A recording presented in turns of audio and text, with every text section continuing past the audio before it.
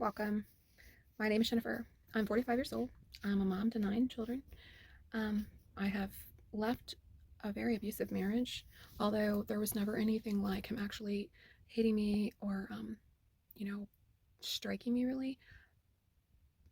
Therefore, it was hard for me to see that it was abuse. It didn't really fit the way that maybe a movie might portray someone being harmed by a mean husband or something. Um, I also, so the marriage has been 26 years. I got married when I was 19. I got married because I was pregnant, and my personal belief at the time, which I don't agree with now, would have been, well, we should get married. He didn't want to get married, and really that was my number one red flag, if you want to say.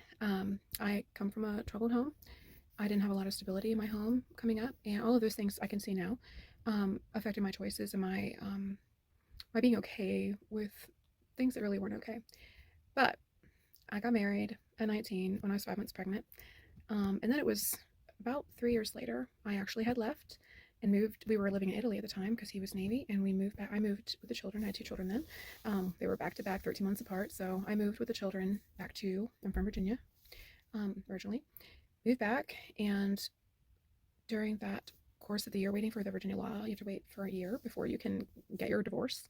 I had an experience that I would have gone on to believe was a born again experience, and I became a Christian at age 23. That led me to get back with my soon to be ex and jump ahead now, 20, 23, 24 years later, and here I am. Still don't have the divorce, like I said, but I have filed for divorce, and it's just a matter of time.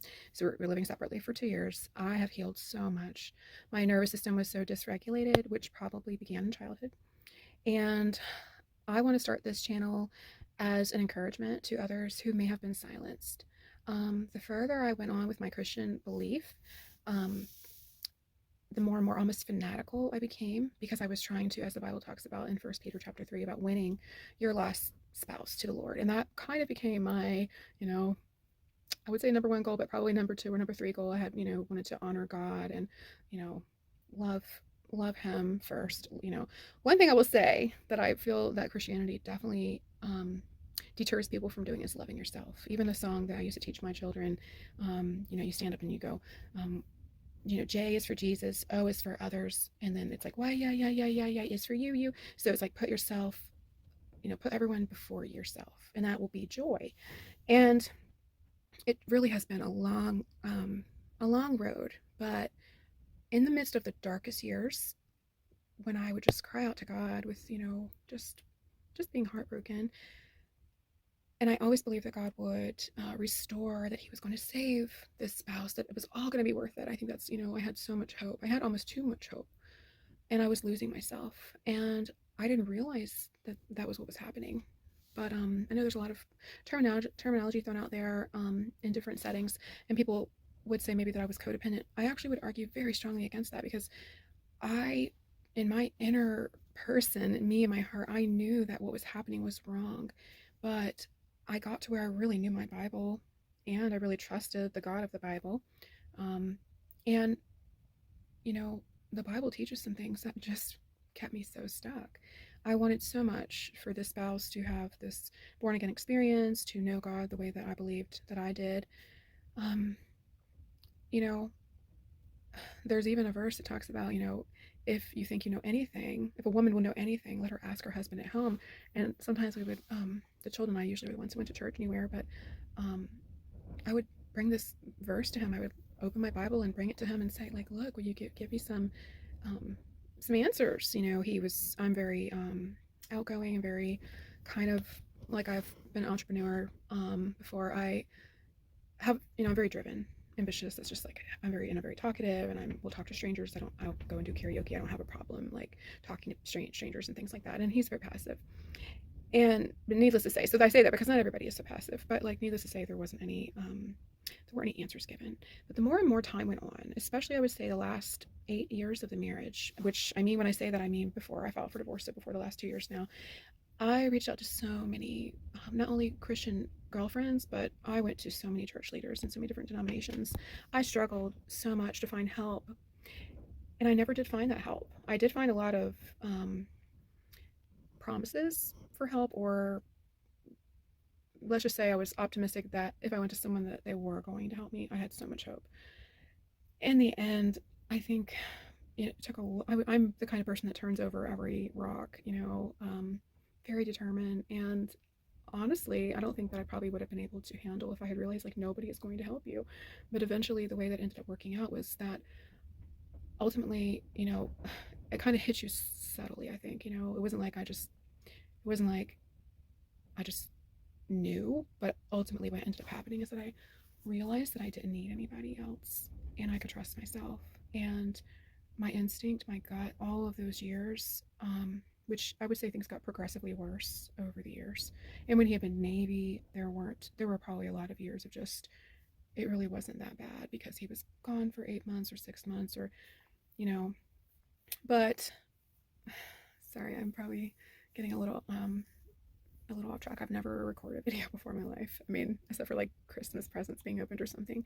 Um, but I'm on the other side now. It was so dark.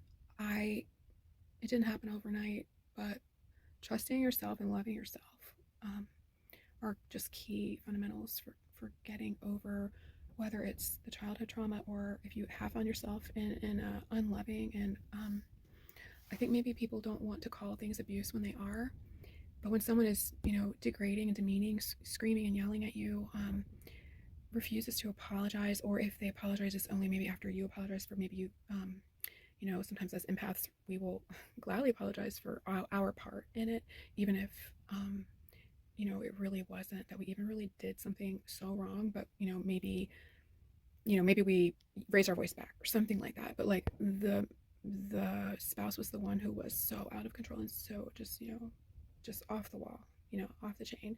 And so maybe sometimes I would apologize for something that I could see, well, I didn't handle that the best.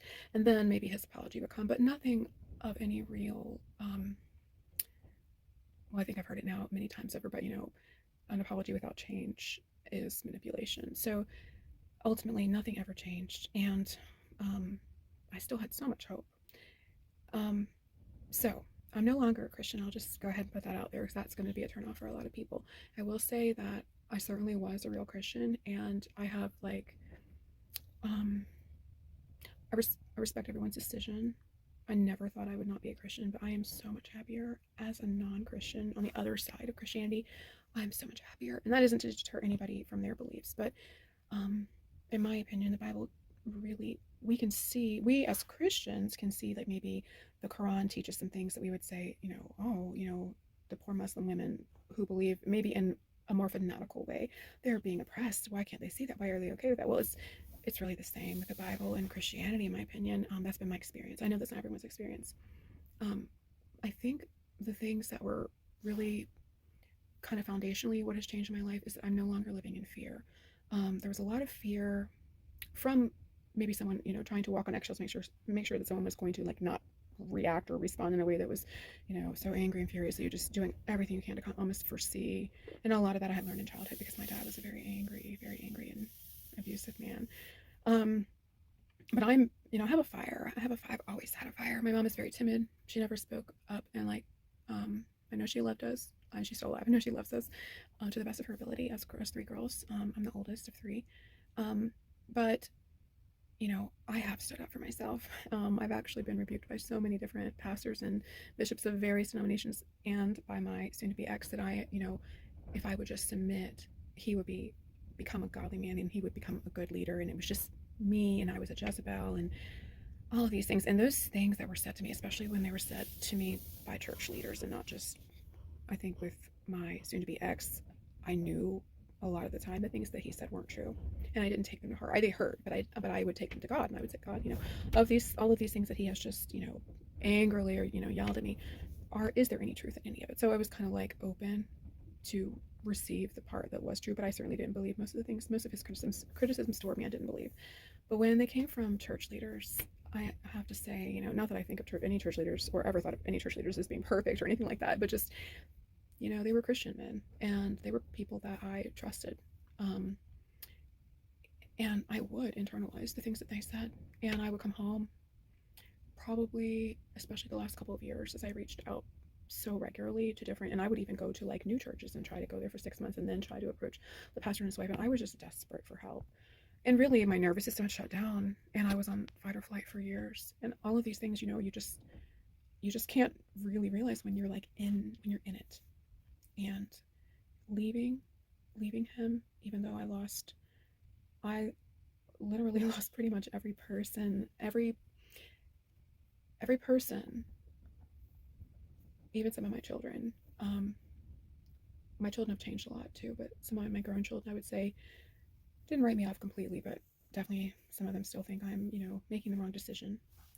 Um, some of my other younger children that are still here in the home, got to where they were, some of them even got like physically, they would kick me or say I was a bitch or I was ruining the family and some of them still say things like that to me sometimes. I think that they can, I guess I tend to hope that they can see a change in me for the better. I have probably lost, I wish now that I had kind of kept, videos or pictures of me, but I have probably dropped about 80 pounds, at least 65 pounds. Like, I really don't know, but I've gone down many, many sizes and had to rebuy clothes again and again, which feels great, honestly. And, the weight I gained was from having babies back to back, a lot of minor stair steps. I have had 2 sons that died, so yeah, it's a lot. But the focus that I want for my channel here is, it's not a woe is me. It's funny because so many of the secular songs out there by women, I think of Beyonce or someone, or just I always thought, oh, they're so worldly and they're so wrong and they don't understand like the biblical concept of like women really they should be in subjection to whether it be their father or their husband and their church leaders, etc. I always thought as a Christian that was just so worldly. They had the wrong mindset. This whole like women's empowerment, women's rights, and really now it's like, I agree. Christianity in the circles that I was in, they would say, well, it's not that women aren't equal, they just have different roles. And on one hand, I understand because only women can actually like birth a baby and be pregnant and those kind of things. So on the one hand, I understand the difference of roles, but when it means that you can't have a voice, when it means that you are pushed down on what it almost, there were some church leaders that would almost throw the idea, which I did this to myself as well, almost like, well, even if you suffer this whole lifetime, what you'll have eternal life and like it'll all be worth it. But no, we cannot accept that. We cannot accept that our whole life here on earth, whether even if you do believe that you have eternal life somewhere or not, like whatever your belief is, like it's not okay to go on your whole life here on earth being oppressed and being silenced and having your spirit just squelched and just this, and what it does to you in your body. The reason I couldn't lose the weight, it wasn't like I was overeating. I mean, I'm sure I did at Christmas time, or there were times I'm sure I ate too much, but overall it wasn't overeating. It was like, it had to do with my nervous system. It had to do with like not being regulated. It had to do with being on fight or flight. It had to do with just years and years and years of being treated in such a way that was just really like a slave, just despicable. And that, what that does to you on the inside, what it does to your, and I'm certainly can't explain it scientifically, but what that's doing to you as different chemicals are flooding your bloodstream because you're scared. Fear is an awful place to live from. And the Bible and the verses that I clung to, so much fear. And I divorced. I believed for so long that divorce was wrong. There had been unfaithfulness, and I, at one point back when I was 26, I did know I could divorce, but I felt at the time, because of other verses to talk about not to marry someone who has been put away, which means to someone who's been divorced, I actually didn't believe it would be right for someone to marry me, and that kept me. And of course, I don't regret any of my children that I've had. They all have the same dad, and they've all been within this marriage. But it is what it is. But boy, it's such a long, roundabout way of learning lessons. And there's none of my children that I have a 4-year-old. He's my youngest, and my oldest is 25. So it's not like if I had left, earlier and he wouldn't have been born. Like there are ways that we can think about things like, well, no, I would always want to have my 4-year-old, But the reality is, it would have been a lot better if I could have gotten out sooner. so much sooner. It would have been, I would have found another man, which I still will. This I'm not too old, but I would have had other children, and I still might have one maybe, but one or two. That's possible, and I'm willing. But yeah, I just want other women out there who are in the predicament of still. The idea of it being abuse did cross my mind, but I always dismissed it. I did not think it was abuse. I think the churches do a terrible job, a terrible disservice of, especially churches that teach any kind of patriarch or submission to men, to your husband, or to church leaders, etc., that they are just doing such a disservice by not, even if you do believe that, they don't give any kind of, I want to say a disclaimer, but any limit. Most, I know there are some exceptions. There are some Christian preachers who teach some kind of, but if he's doing this, then you need to get out. But most, pretty much all the churches I was in and all the people I've known through all of these 20 some years while I was a Christian, they never set any bounds of what could be done to you. And, when you're married to someone who's harming you, like, he would always say it was just me, that it was me, because I was the only one who could make him that mad, etc. So, like, there's a mask they wear when we're out. There's a mask, he was an unbeliever pretty much our whole marriage until the very end. And then I was so hopeful that there was going to be that miracle change I have been looking for, but instead, actually, things got progressively worse, and he physically assaulted me and threw me down. So, needless to say, this idea of being under, it's not right. Side by side, and I would argue even the Bible, in some regards, would teach, Adam's rib. It's from his side that Eve was supposedly created. I no longer believe. I believe the Bible has some truth, but I no longer hold the Bible as a inspired, word of God that we can like 100% bank on. That's what I have been doing all these years, and it kept me so stuck in so much fear. I never thought I would be on the other side of Christianity, and I also never thought that I would leave this husband, because I thought it was just so wrong. And the way that everything happened, I left as a Christian, and I left with so much opposition. I still haven't gotten to the place of finding my people, my tribe. I know that it's coming. I know that I wasn't at the place I needed to be, like, in my mindset. I am back to being me. I found myself again. I always thought that was such a whirly term, when people go off and find themselves, but I'm back to being me, and I'm healed enough now. I know that I'm ready. It's right around the corner. Maybe even this channel will be a means in which to meet others. Um, so at this point in my life, it's kind of crazy. I don't have any friends. I don't think it's because I'm not friendly or because I haven't tried. But I know it will come. I know it will. So I just want to encourage anybody out there with my channel that there is hope, and there is light. We are not so wicked, and all of these things that keep us kind of just pushed down. If you've been silenced, or if you are being silenced, if you know in your heart or in your gut, that gut feeling that something is off, that is what you need to listen to. And I know for me, in the name of submission, or in the name of being a godly woman or godly wife, I was silenced. I did it to myself, and it was done to me.